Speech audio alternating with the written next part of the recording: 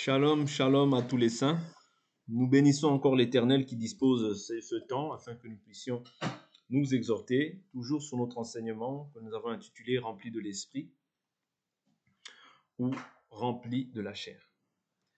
Donc, nous sommes toujours en train de marcher et nous avions scindé cet enseignement en deux, c'est-à-dire nous avions pris premièrement comment être rempli de l'Esprit et nous sommes en train de voir le deuxième aspect du même titre, rempli de la chair. Donc, nous sommes plutôt en train de travailler aujourd'hui sur rempli de la chair. Comment est-ce qu'une personne qui est convertie, qui a accepté la foi, peut être remplie de la chair? Autrement dit, remplie de la pensée du diable. Vous voyez, parce que ces choses-là peuvent arriver si nous ne veillons pas. Voilà pourquoi la Bible nous dit veillez et priez. Vous voyez, donc ces choses afin de ne pas entrer en tentation. Parce que le fait de veiller, tu veilles sur l'enseignement, tu te gardes pur, tu t'éloignes du mal. Vous voyez, tout ce qui est mauvais, tu t'en éloignes. C'est comme ça que tu veilles sur ta vie. En gardant la parole, vous voyez, en la méditant. Toutes ces choses-là, ce sont des armes que Dieu a mis à notre disposition pour que nous puissions nous garder purs. OK?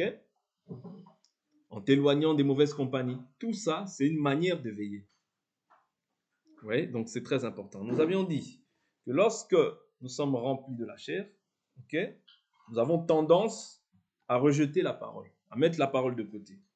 Et lorsque nous méprisons cette parole, Nombre 21, verset 5, nous avons vu que Dieu envoie les serpents.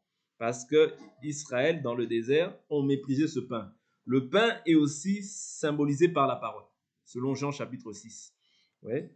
Ce pain est aussi symbolisé par la parole. Donc, quand tu abandonnes la loi, tu commences à louer le méchant, bien les œuvres du méchant. Tu commences à te plaire dans les voies du méchant. Et ce qui n'est pas, en fait, la nature d'un enfant de Dieu. Parce que nous avons reçu une nouvelle nature. Quand nous parlons du fait d'être sanctifié, d'être pur, ça veut dire que nous avons été mis à part. Okay? Nous avons été mis à part. Nous sommes déclarés purs, saints. Okay? Être déclaré pur, c'est être mis à part, être la propriété de Dieu. Okay? Appartenir pleinement à Dieu. Et Dieu attend de nous du fruit parce qu'il a semé en nous son esprit. Voyez? Et quand on sème quelque chose, logiquement, ce à quoi on s'attend, c'est venir récolter. Okay? Mais maintenant, s'il s'avère qu'il trouve chez nous du fruit qui n'est pas du fruit infect et non pas du fruit digne de la repentance, ce ne sera pas bon. Vous comprenez? Et si nous demeurons dans cet état-là, jusqu'au jour de notre mort, nous ne verrons pas Dieu. Parce que la Bible est claire, Romains chapitre 8, si vous marchez par la chair, vous allez mourir. Mais si par l'esprit vous faites mourir les actions du corps, vous vivrez. Ok? Donc, il est possible d'avoir le Saint-Esprit, mais marcher aussi d'une manière toute humaine. C'est possible. Oui. Parce que quand on parle de marcher selon la chair, on ne parle pas du païen. Non.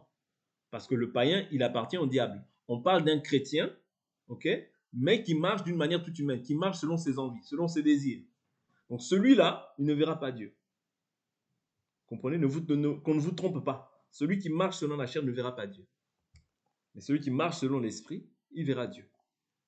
Parce que l'esprit est vie à cause de la justice. Voilà pourquoi un enfant de Dieu, c'est celui qui s'efforce à marcher dans la justice. Donc nous avions vu ce premier point, c'est quand tu rejettes la parole de Dieu, ou bien quand tu ne prends pas plus plaisir à la parole.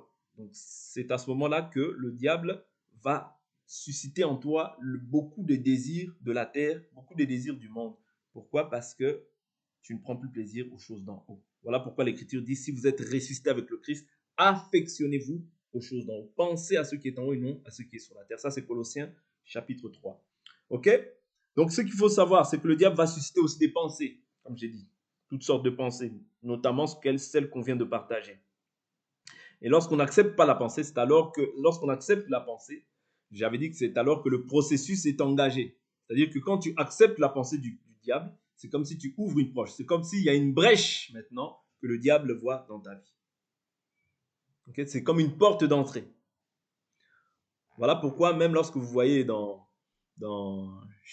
Genèse, lorsque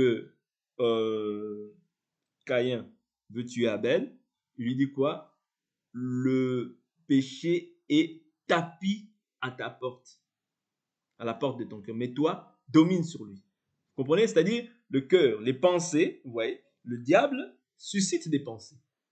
Maintenant, à toi de fermer, à toi d'ouvrir, à toi de nourrir, à toi de rejeter ces choses.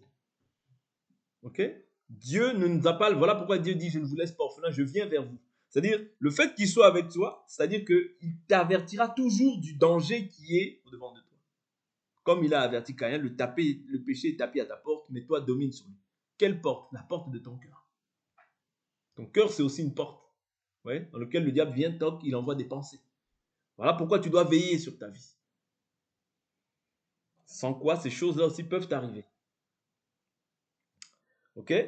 Donc, comme j'ai dit, le processus est engagé. Et le but final, c'est quoi? Évidemment, la mort spirituelle. C'est-à-dire la séparation d'avec Dieu.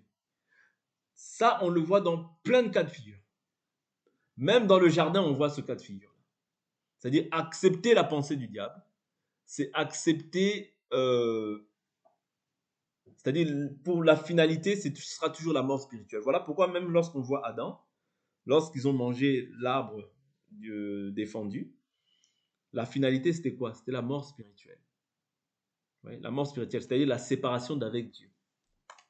Quand il y a séparation, c'est-à-dire on a éteint on a éteint en fait la communion, c'est-à-dire la communion n'est plus active. Et quand la communion n'est plus active, tu verras que les actions que tu vas poser seront des actions en fait toutes humaines. Vous comprenez? Donc c'est très important d'entretenir cette communion. Voilà pourquoi la Bible nous dit: n'attristez pas le Saint-Esprit, premièrement, et n'éteignez pas l'Esprit, secondement. Parce que comment est-ce que j'attriste le Saint-Esprit? Quand je pêche, j'attriste le Saint-Esprit. Mais quand maintenant je demeure, je marche, je fais de ma vie une vie, c'est-à-dire je me livre en fait totalement au péché, là j'éteins l'Esprit. Parce que l'esclave ne demeure pas dans la maison, mais le fils y demeure. C'est-à-dire tu ne peux pas être esclave et penser que Dieu prend plaisir à toi. Ce n'est pas possible. Voilà pourquoi l'Écriture nous dit dans le livre de 1 Jean: si nous disons que nous demeurons en lui et que nous marchons dans les ténèbres, nous mentons, la vérité n'est pas en nous. Vous voyez? Si nous marchons, c'est-à-dire le fait de marcher dans les ténèbres, s'il y a une différence entre trébucher et marcher. Tu trébuches, tu n'as pas fait exprès. C'est par inadvertance. C'est un accident. Mais tu marches dans cette voie-là, là c'est autre chose. Voilà pourquoi l'Écriture dit: telle voie paraît droite à un homme, mais son issue, c'est la voie de la mort. Proverbe 14, verset 12. Okay? Donc il y a des voies qui mènent à la vie. Une seule voie qui mène à la vie. Jésus dit: je suis le chemin, la vérité et la vie. Mais les autres voies mènent à la mort. Ok? Donc le rôle de toutes ces pensées, de tout le processus engagé, c'est simplement la mort spirituelle. C'est ce qu'on voit aussi dans le jardin, c'est ce qu'on peut voir aussi dans pas mal d'écritures dans l'Ancienne Alliance. Donc nous sommes toujours dans l'Ancienne Alliance. Je prends d'abord une écriture. Hébreux chapitre 12, verset 1. Nous donc aussi, puisque nous sommes environnés d'une si grande nuée de témoins, rejetons tout fardeau et le péché qui nous enveloppe si facilement. Et courons avec persévérance l'épreuve qui nous est proposée, les yeux fixés sur Jésus, qui est l'auteur de la foi, qui l'amène à la perfection. Au lieu de la joie qui lui était proposée, il a supporté la croix, méprisé la honte et s'est assis à la droite du trône de Dieu. Ok? Allons rapidement dans l'Ancienne Alliance voir une écriture qui va nous aider. Je vais le sauter parce que c'est un peu long. Donc je vais sauter. Vous connaissez l'histoire, mais je vais illustrer cette histoire par rapport à l'écriture que nous sommes en train d'exploiter. Par rapport au thème que nous sommes en train d'exploiter du moins. Je suis dans Esther chapitre 5. Esther chapitre 5. Je prends...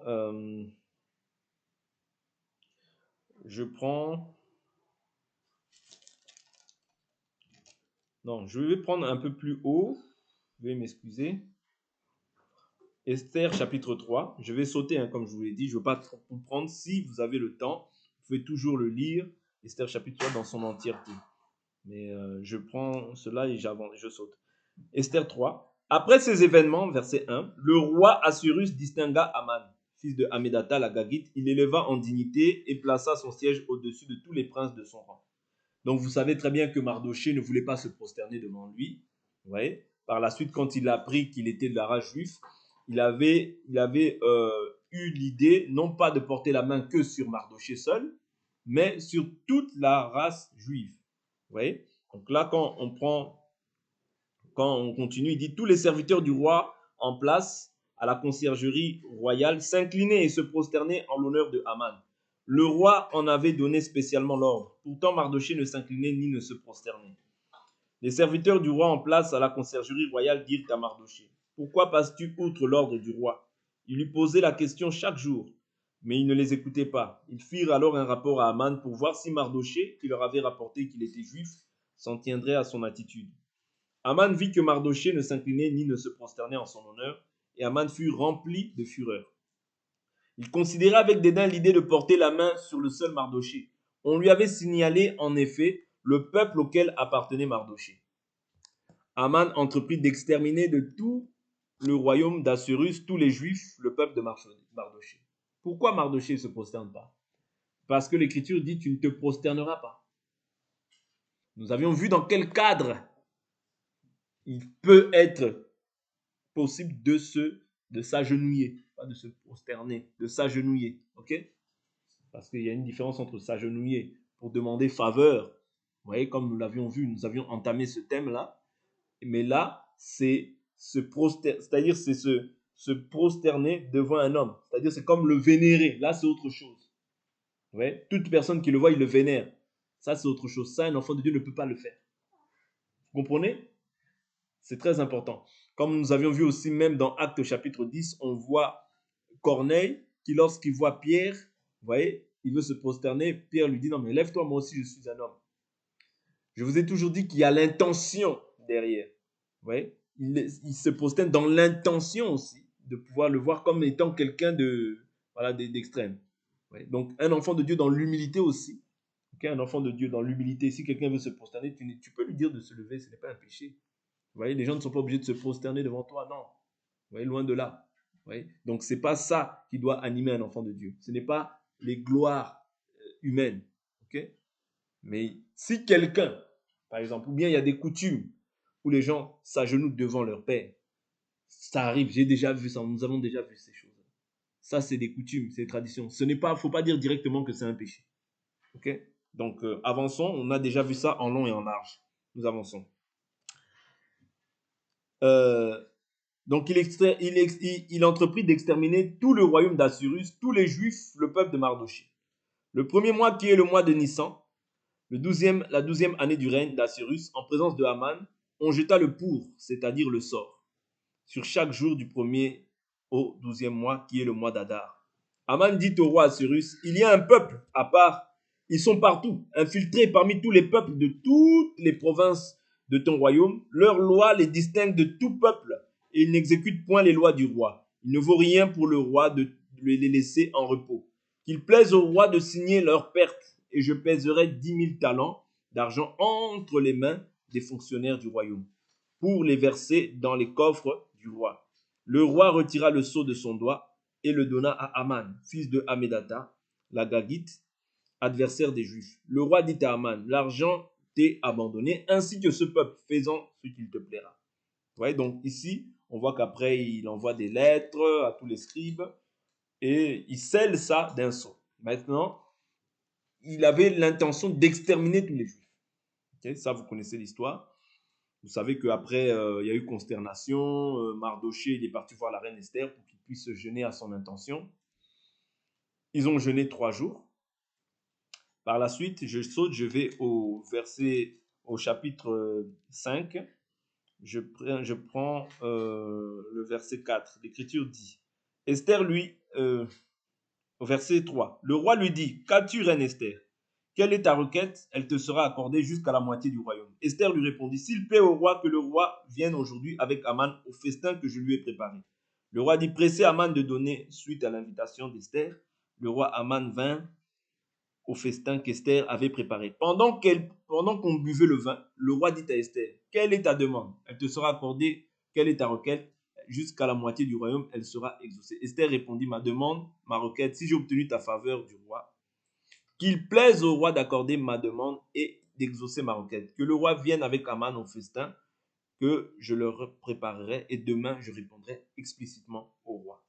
Donc on sait qu'après, quand il est arrivé, les choses n'ont pas tourné en sa faveur. Mais j'aimerais prendre une écriture qui va nous aider. Vous savez que Aman a été humilié. Aman a été humilié. Je prends le chapitre 6. Je prends le chapitre 7, venez m'excuser, 7, verset 1. Le roi et Aman arrivèrent pour festoyer avec la reine Esther. En ce second jour également, pendant qu'on buvait le vin, le roi dit à Esther, quelle est ta demande, reine Esther? Elle te sera accordée. Quelle est ta requête? Jusqu'à la moitié du royaume, elle sera exaucée. Esther répondit, si j'ai obtenu ta faveur, ô roi, s'il plaît au roi, voici ma demande, avoir la vie sauve. Voici ma requête, la vie de mon peuple. Donc, elle expose quel est le problème. Car nous avons été vendus, moi et mon peuple, pour être exterminés, tués, massacrés. Encore si nous avions été vendus, hommes et femmes, comme esclaves, j'aurais gardé le silence. Mais l'adversaire ne mesure point le dommage causé au roi. Le roi Assyrus prit la parole et dit à la reine Esther, qui est-il et où est-il celui dont le cœur est rempli de tels desseins? Oui. Celui dont le cœur est rempli de tels desseins. Voilà pourquoi je vous ai dit que c'est le cœur. Ouais. Ton cœur, il faut veiller. Il faut veiller sur ton cœur. Parce que si tu ne veilles pas sur ton cœur, les mauvais desseins vont être aussi ton partage. Voilà pourquoi l'Écriture dit que l'héritier, tant qu'il est un enfant, ne diffère en rien d'un esclave, quoi qu'il soit maître de tout. Ça veut dire que si on voit un esclave et on te voit toi qui marches encore selon ta volonté. Quand on parle de l'esclave, on voit d'une personne qui n'est pas encore régénérée, qui n'est pas réconciliée avec Dieu, qui est autrement dit de l'autre côté, qui est encore païen.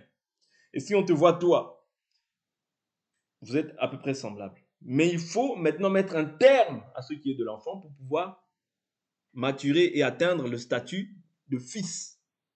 De fils, parce que c'est le fils qui a la maturité. C'est le fils qui peut s'offrir. Ok? Donc c'est très important. Parce que sinon, les desseins de notre cœur, les projets de notre cœur seront semblables à ceux des méchants, à ceux qui ne connaissent pas Dieu. Voilà pourquoi la Bible nous dit, garde ton cœur plus que toute autre chose, car c'est du cœur que proviennent les sources de la vie. Ça, c'est Proverbe chapitre 4, verset 23. Ouais. Garde ton cœur plus que toute autre chose.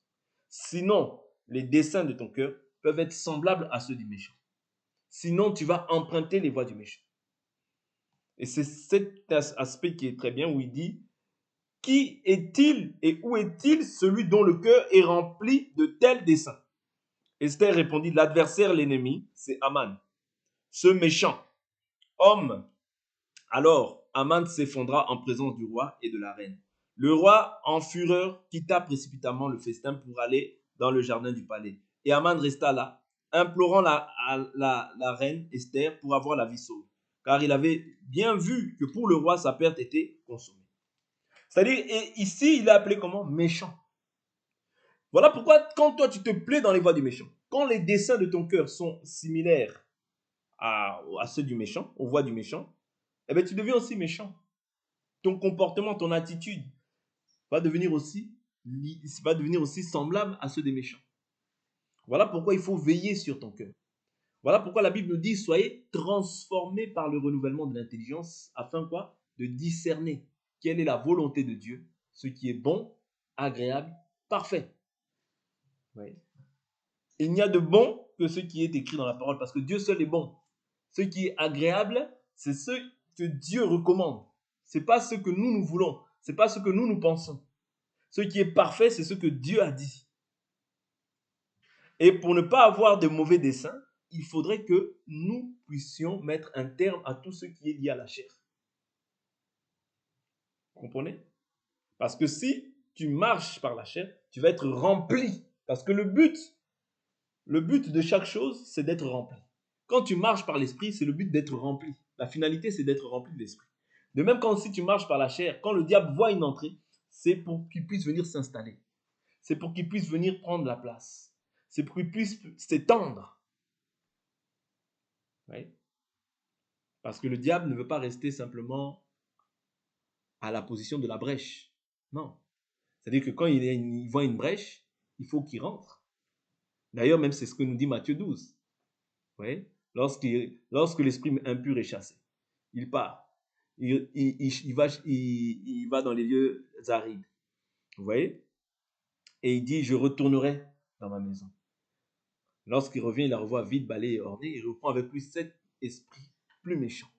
Ils viennent et ils font quoi? Ils s'établissent. Vous comprenez? S'établir, c'est prendre maintenant possession de cette chose-là. Prendre possession de la chose. Vous comprenez? C'est-à-dire, je viens m'établir dans ce lieu-là, comme étant ma demeure. Comme étant un lieu où je vais résider. Quand tu t'établis dans un lieu, c'est pour y rester, logiquement. Vous comprenez? Mais si les desseins de notre cœur, si les projets de notre cœur sont semblables à ceux des méchants, nous allons aussi emprunter les voies des méchants, premièrement, mais secondement, nous serons semblables aux méchants. Voilà pourquoi il dit ce méchant. Pourquoi? Parce qu'au préalable, il dit qui est-il celui qui a de tels desseins dans son cœur? Or, les desseins, ce sont les projets. D'où l'importance que lorsque nous sommes régénérés, réconciliés avec Dieu, de pouvoir réellement s'affectionner aux choses d'en haut. Pourquoi? La seule raison pour laquelle on nous affectionne aux choses d'en haut, c'est pour ne pas tomber. C'est pour ne pas tomber. C'est-à-dire, s'affectionner aux choses d'en haut, pour toi, c'est une sécurité. Parce que nous savons que Jésus, c'est notre refuge. Venez à moi, vous tous qui êtes fatigués et chargés, je vous donnerai du repos. Voyez? Celui qui demeure à l'abri du Très-Haut. Vous voyez? Il faut faire demeure à l'abri du Très-Haut. Ok? C'est comme s'établir. Demeurer, c'est comme s'établir quelque part. C'est-à-dire, si tu fais celui qui demeure à l'abri du Très-Haut, repose aussi comment? À l'ombre du Tout-Puissant. Or, l'ombre du Tout-Puissant, c'est quoi? C'est le Saint-Esprit. Souvenez-vous, lorsque Marie, elle devient enceinte, l'ange qui vient la visiter, il dit l'ombre du Tout-Puissant te couvrira. L'ombre du Tout-Puissant te couvrira de son ombre. Le Tout-Puissant te couvrira de son ombre. Et l'ombre, en réalité, c'est le Saint-Esprit. Parce que le Saint-Esprit, c'est le Saint-Esprit qui a engendré le Fils dans la vie de Marie. Vous comprenez? Donc, l'ombre du Tout-Puissant, c'est le Saint-Esprit. Demeurer à l'ombre du Tout-Puissant, c'est demeurer dans la parole. C'est demeurer en Dieu. Voilà pourquoi nous avons intérêt de demeurer dans la parole. Nous avons cet intérêt de demeurer dans la parole. Parce que si tu ne demeures pas dans la parole, tu vas demeurer dans autre chose. Et dans autre chose qui ne sauve pas. Je vous ai toujours dit. Lorsqu'on voit même Orpa, Ruth, Noémie, vous voyez, Orpa et Ruth. C'est-à-dire, on voit Ruth qui est restée avec Orpa, mais Ruth qui est restée avec Noémie, vous voyez, mais Orpa qui est repartie à son peuple. Mais en repartant à son peuple, elle repart aussi à ses dieux. Parce que l'être humain est constitué pour adorer quelque chose.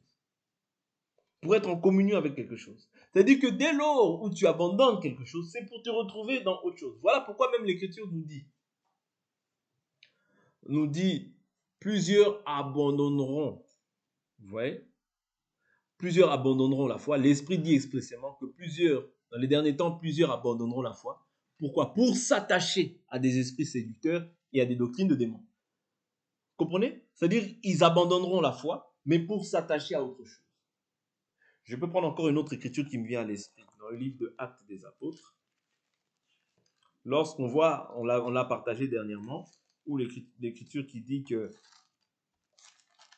je crois que c'est Acte 17 qui parle de ça. Acte des Apôtres qui parle de ça. Je vais trouver l'écriture.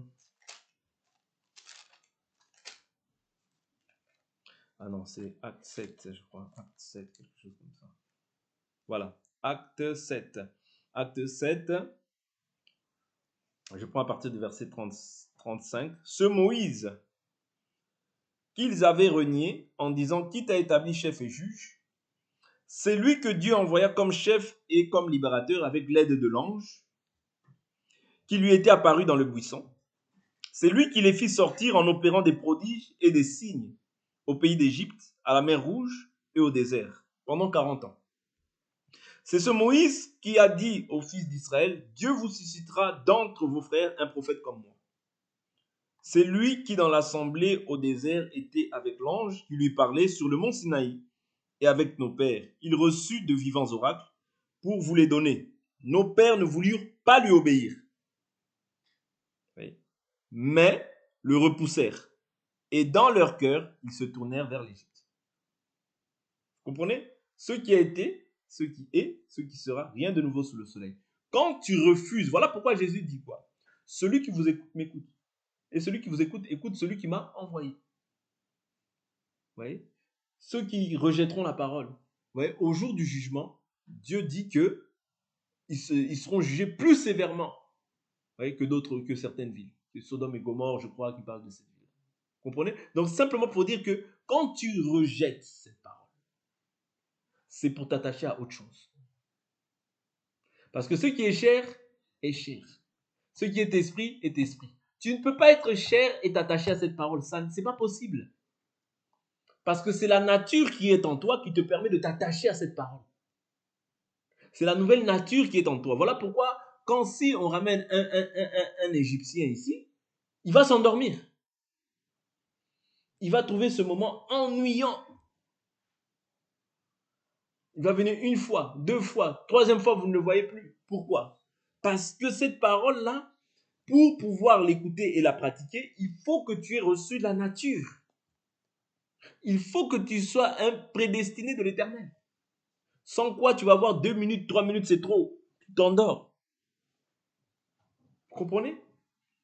C'est très important de comprendre ces aspects-là. C'est-à-dire, dans leur cœur, ils se tournèrent vers l'Égypte. C'est pour ça que quand tu refuses cette parole-là, en réalité, ton cœur est encore attaché au monde. Parce que l'Égypte est symbolisée comme étant le monde.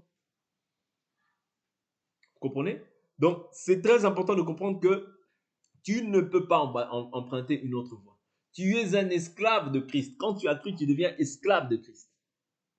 Voilà pourquoi on parle d'un scellement. Quelque chose qui est scellé, c'est quelque chose d'irrévocable. Tu ne peux plus regarder en arrière. Quand tu as mis la main à la charrue, c'est terminé. Pour toi, tu dois aller de gloire en gloire, de progrès en progrès. Tu dois aller de l'avant, fixer tes regards sur Christ. Christ s'arrête, tu t'arrêtes. Christ part, tu pars. Christ... Vous voyez, c'est-à-dire, c'est comme en Israël, lorsqu'il y avait la colonne de feu et la colonne de nuit. Lorsque la colonne de nuit s'est levée, le peuple aussi s'est levé. Lorsque ça s'arrêtait, il s'arrêtait. C'est ça la marche d'un enfant de Dieu. La marche d'un enfant de Dieu, ce n'est plus être dirigé par ses voix, par ses propres sentiments, non. C'est-à-dire, tu suis la colonne. Ouais. De jour, tu suis la colonne de nuit. La nuit, tu suis la colonne de feu. Vous comprenez? Simplement, c'est ça la marche d'un enfant de Dieu.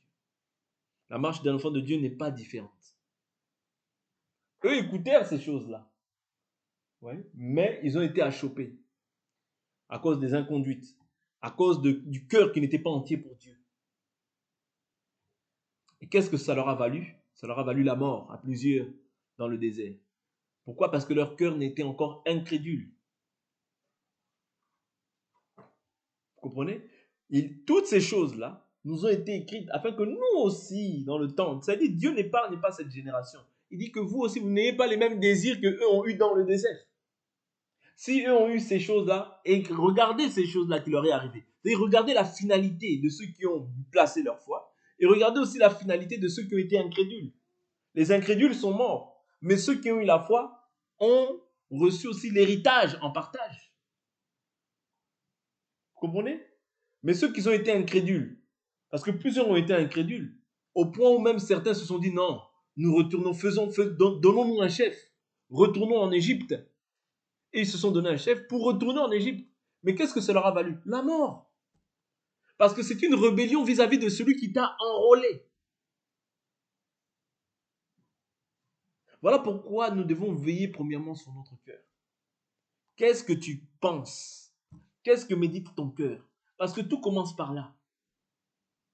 Quand ton cœur n'est plus entier, tu vas voir que tu vas commencer à appeler le mal bien, le bien mal, changer les ténèbres en lumière. Non, ce qui est ténèbre, appelle-le toujours ténèbres. Ce qui est lumière, appelle-le toujours lumière. Ton cœur doit être entier pour Dieu. Non, mais qu'est-ce que ça fait? Vous voyez, au début, on commence par non, ça, c'est pas bon. Mais après, qu'est-ce que ça fait? Tu commences déjà à atténuer l'évangile. Celui qui ajoutera. J'ajouterai les plaies décrites dans ce livre. Celui qui retranchera, je retrancherai aussi sa part de l'arbre de vie. Faites attention. Dieu n'est l'ami de personne. Dieu est derrière sa parole pour l'accomplir. Jésus dit quoi? Vous êtes mes amis si vous faites ce que je vous commande. Autrement, tu n'es pas ami de Dieu, mais tu es ennemi de Dieu. Et là, je fais appel à Élie le sacrificateur. Qu'est-ce qu'il dit Élie le sacrificateur? Si un homme a un problème avec un homme, Dieu va intervenir. Mais si un homme a un problème avec Dieu, qui va intervenir? Ayons des problèmes avec des hommes, Dieu va intervenir. Mais n'aie pas de problème avec Dieu. Ne pas mettre cette parole en pratique, c'est avoir des problèmes avec Dieu. Être ni chaud ni froid, c'est avoir des problèmes avec Dieu. Parce que là, tu te rends automatiquement ennemi de Dieu. Automatiquement. Voilà pourquoi la Bible nous dit, n'aimez pas le monde, ni les choses qui sont dans le monde. Quand tu abandonnes cette parole, tu vas aimer le monde. Vouloir ou pas, tu vas aimer le monde. Quand je parle du monde ici, je ne parle pas des individus. Parce que même les sorciers, nous ne les haïssons pas. Non. Non. Nous n'avons pas d'ennemis contre la chair. Nous n'avons pas à lutter d'ailleurs contre la chair et le sang, contre un individu. Oh, c'est un magicien. Nous prions pour lui afin que Dieu lui accorde la repentance. Ouais, nous devons prier pour cet homme, nous devons l'aimer, l'entourer même d'un grand amour. Ouais, parce que nous n'avons pas à craindre les individus. Ouais, ne craignez pas ce que les hommes craignent. Les hommes craignent les sorciers, les hommes craignent les magiciens, les hommes craignent toutes ces choses-là. Nous ne devons pas craindre ces choses-là, mais nous devons craindre Dieu. Parce que c'est lui le Dieu de tout esprit et de toute chair. Quand tu crains Dieu, ouais, la Bible nous dit quoi? Quand l'Éternel est favorable aux voies d'un homme, il dissout même ses ennemis à la paix avec lui. Okay? Donc toi, crains Dieu, garde sa parole. Veille sur ton cœur, veille sur ta conduite, veille sur ta marche, afin d'être constamment rempli de Dieu. Et pas rempli de ta pensée, rempli des désirs de la chair. Non. Parce qu'en agissant ainsi, je t'assure que tu te diriges vers une voie tortueuse. Vers une voie tortueuse, vers la voie large qui mène à la perdition. Et ce n'est pas la volonté de Dieu qui est une seule brebis qui se perde. La volonté de Dieu, c'est que nous soyons sauvés. Mais chaque homme peut suivre aussi le penchant de son cœur. En suivant le penchant de ton cœur, tu ne t'affectionnes plus à la parole. Voilà pourquoi que ton cœur, si même tu ressens des pensées qui montent dans ton cœur, qui ne sont pas conformes, rejette ça vite, vite, vite. Parce que la finalité, ce sera toujours pour ta perte. Toujours. Quand ce n'est pas Dieu, la Bible nous dit, et je veux m'arrêter là, c'est la bénédiction de l'Éternel qui enrichit. Et il ne la fait suivre d'aucun chagrin. Quand il y a les chagrins, il y a les peines, il y a les douleurs, il y a les soucis, sache que tu as fait quelque part ta volonté. Oui. Tu as fait quelque part ta volonté. Voilà pourquoi ça va s'en suivre toujours de chagrin, de peine, de soucis. Parce que quand tu fais ta volonté, ok, tu ne fais pas ce que Dieu veut. C'est très important de voir. Des fois, on passe vite fait ces versets-là, mais je te dis que si tu examines tes voies, tu examines qu'est-ce que Dieu a dit et qu'est-ce que toi tu as fait. Est-ce que toi tu as fait ce que Dieu a dit ou pas? Parce que quand tu fais ce que Dieu a dit, Dieu dit, c'est la bénédiction de l'Éternel qui enrichit. Il ne la fait suivre d'aucun chagrin. Aucun. Quand il y a les chagrins, c'est plus l'Éternel. Oui, donc c'est important que chacun d'entre nous soyons à même de pouvoir discerner de quoi mon cœur est rempli. Quelles sont les voies que j'emprunte? Est-ce que je suis toujours dans la volonté de Dieu? Est-ce que j'emprunte toujours des voies droites? Ou mes voies sont des voies qui sont tortueuses? Si elles sont tortueuses, reviens dès maintenant. Ne cherche pas à continuer. Parce que plus tu continues, plus tu t'enfonces dans le mal. Plus tu t'enfonces dans le mal. Plus tu t'enfonces dans le mal. Et au bout d'un moment, ce sera difficile de revenir à la surface. Voilà pourquoi quand tu vois que la voie que tu as empruntée n'est pas bonne, reviens. Reviens. Ouais. Par ce moyen, par cet enseignement, Dieu t'interpelle à revenir dans ses voies, afin qu'il fasse rayonner sa gloire sur ta face. Que l'Éternel Dieu nous bénisse. Pour aujourd'hui, on s'arrête là et nous allons prier.